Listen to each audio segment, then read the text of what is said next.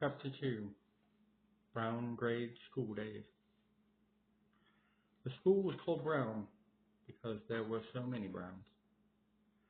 They lived in the community and therefore went to the school. I have a great uncle who went to the school in 1909. I started in 1945. And my first year was called primer. I remember a good-hearted teacher, Miss Brooke. That first year at the two-room school, there was a little room and a big room. She gave us children an apple or an orange just about every day. She always brought a big lunch bag and feasted behind her desk at noon. When afternoon classes started up, she was usually sleepyhead and took a nap right there in the school.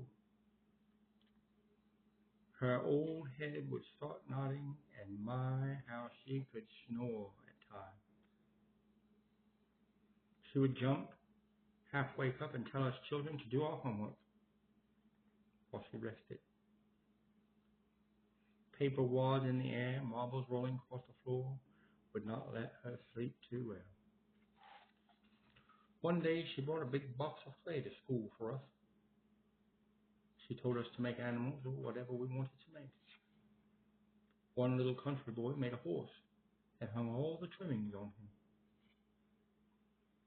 That little horse of clay was quite a stud, but he did not let the teacher see it. I got angry when another boy came over and took some of my clay. He got kicked in the belly, and the teacher spanked my bottom with a paddle. I went home with a sore rump, wished I had never seen clay. There was one boy in school, Bill, who must have had 10 sisters. He was spoiled rotten. He was a big boy in the 4th grade. He could run fast. He was lean and mean. I remember him and the teacher one day. She got the switches to whip him, but before she could get to him, he got up and ran outside. She ran outside, and after she chased him around the school building 2 or 3 times, he crawled under the floor of the school, which was 3 feet high on one side. He retaliated by throwing dust and gravel at the teacher. He made so much dust that we could not even see him. She asked for 3 or 4 other boys to go under and bring him out so she could switch him. But the other boys could not because of the dust. So Bill was left under the floor while we returned to the classroom.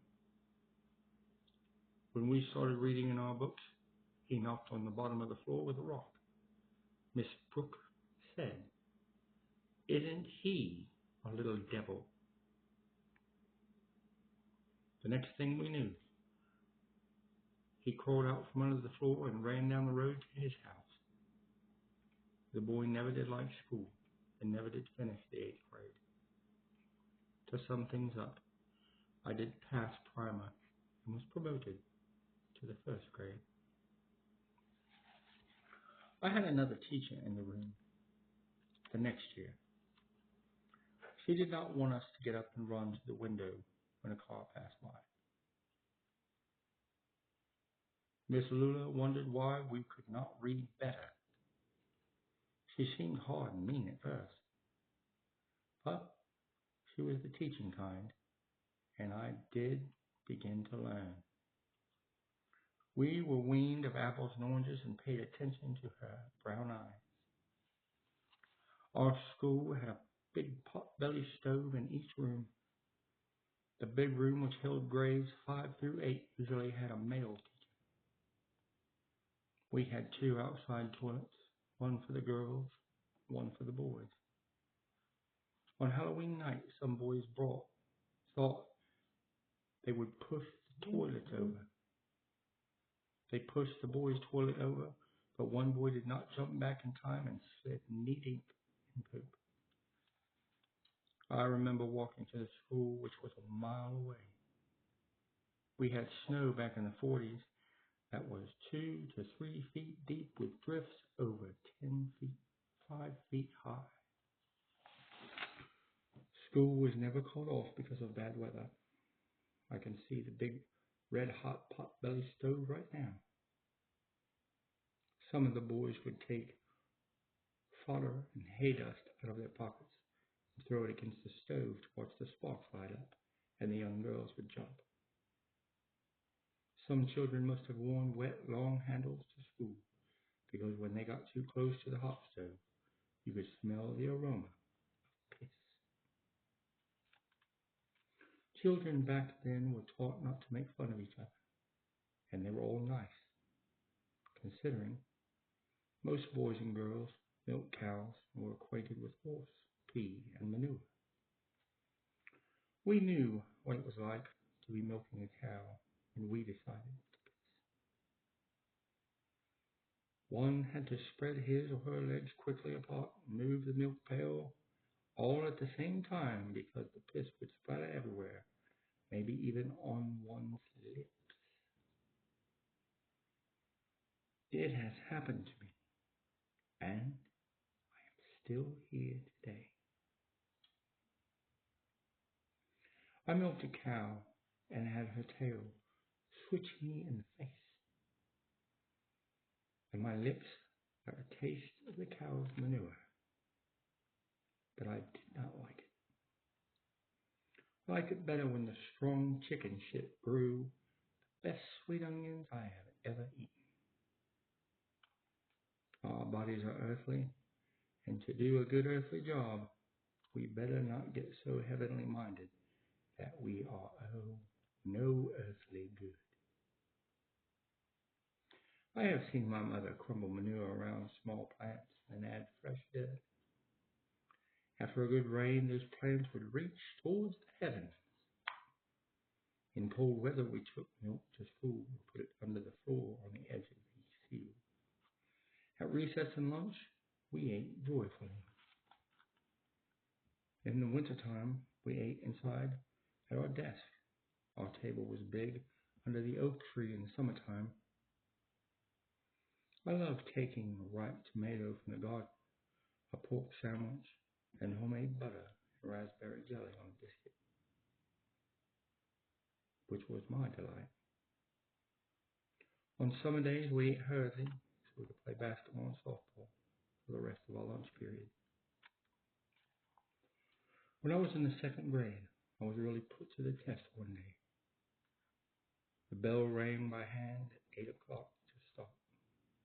Recess was at 10. Lunch was at noon, and we were out at 3.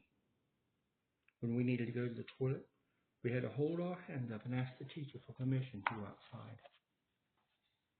No doubt many children like to do that, walk outside just to kill some time. One day, this new teacher got the idea that she would not let any more students go outside. I held up my little hand and asked to go to the toilet, and she said that I could not. My little bladder felt like it was about to burst. In a couple of minutes, I asked again if I could go, and she still said that I could not go. The third time she made me go stand behind the door, I was really needing to piss. I found it, and standing barefoot, I pissed a real gentle stream against the wall that ran down underneath the floor and back up towards the desk. The whole stream was about 10 feet in length. While I was at it, I did all I could. The urine stood on the oil pine floor until the teacher finally mopped it all up with a cotton mop. She dismissed us to have recess and told us to go to the toilet. From that day on, when I raised my hand to be dismissed, she always said yes. I believe she was afraid I might shit behind the door the next time. Time rolled on. I soon got through the 4th grade. Leaving the little room and going to the big room did not sound good to me. I had heard that the teachers really spanked hard. Mom and Dad assured me he was a good teacher, but I must mind him. I remember Dad going to the school and telling this man, teacher to lay the leather on me if I needed it. He thanked Dad and said he would not unless he had to. Within a few weeks, we knew our multiplication tables through 12 backward and forward. We would drill and drill in class. He would write 30 problems on the board and drill us 7 students who were in the 5th grade. He also taught the 5th, 6th, 7th, and 8th grades, taking about 15 minutes for each class. He knew whether we were or were not ready. If we were to memorize a poem, he would come to our desk and initial our clean sheet of paper and say go. There was no place for dishonesty in his class. Over each lesson, he had his gradebook out at all times. He might ask 2 questions to each student. Never did he like to repeat things. If he had to repeat something, he would say, "Aren't you listening? Or are you gathering wool somewhere?" He was a teacher who gave 110%. About once a month on Friday afternoons, he would have spelling bees. He would let a boy and a girl be captain. I remember that he would say to the boy, "Will you be a gentleman and let the girl have the first pick?" Then the first one would choose, and then the other, until all 4 grades were chosen. The captain on the left side would send a student to the front, and the captain on the right did likewise. The teacher would buy candy or ice cream sometimes for the winners. I have seen many of these matches come right down to the finish with the captain's nip and tuck. The time might be 3 o'clock, and the teacher would say it was a tie. I had this teacher for 4 years in grade school, and his heart was in everything he did for us. I only saw him whip 2 times in 4 years. He could get what he wanted to say across by just talking. While playing softball with us, one dinner hour, he ripped the butt out of his pants. All the students in charge and went home to get a change. Out of his own pocket, he would give each student who had not missed a single day all year a silver dollar. Although he and his wife had 6 children, he was touched to see his 8th graders leave, because he always shed tears on that last day of school.